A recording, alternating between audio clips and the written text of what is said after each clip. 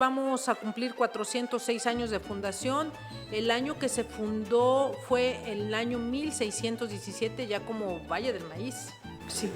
De hecho, esta parte interesante de la fundación de Ciudad del Maíz, creo que todos los maicenses la conocemos, ¿no? Porque es una parte especial de cómo es la parte de festejar, ¿no? Como maicenses. Es una fundación religiosa por el Fray Bautista Molinedo, pero que hay antecedentes que 10 años antes, desde 1607, se establece la parte de decir, bueno, vamos a explorar esta zona, ¿no?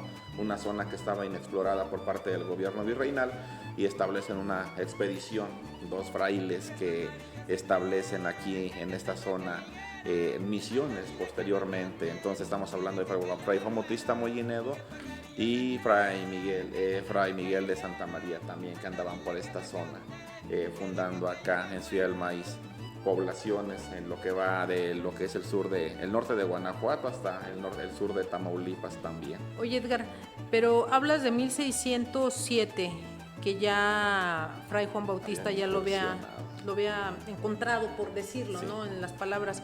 Pero aquí ya había asentamientos, ¿no? Estaban nuestros nativos maicenses, diremos. Diríamos de esa manera, sí, nuestros nativos, nuestras raíces o nuestros orígenes indígenas que teníamos, porque al establecerse ya la fundación se establece ya con personas ya españolas que vienen a fundar el norte, ¿no?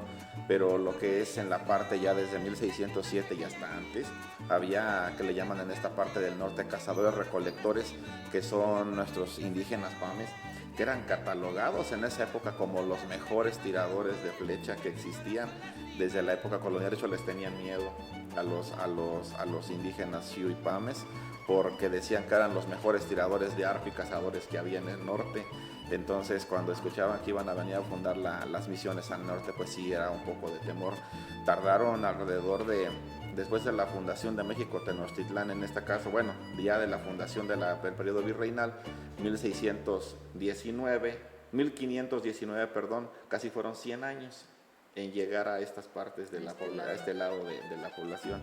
Entonces estamos hablando de 100 años de diferencia, donde ya en el centro ya estaban aculturados y en el norte todavía seguían de cazadores recolectores, y fue cuando se establecen fundar el norte también, con las misiones que se establecieron, y Ciudad del Maíz, o lo que en ese tiempo era Valle del Maíz, se convierte en ese nexo entre el sur y el norte, en el área comercial y todo eso. Oye, por ahí buscaba o leí que en 1617 en la fundación, no, unos años después, un siglo después, había 10,000.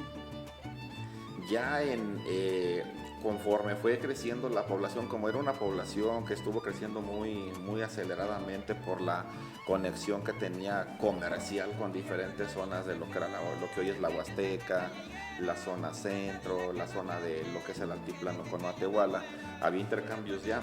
De hecho, las primeras familias que llegan aquí a la Ciudad del Maíz es la familia Moctezuma. Sí, pero hablaba de que había 10,000 indígenas. Había yo creo más.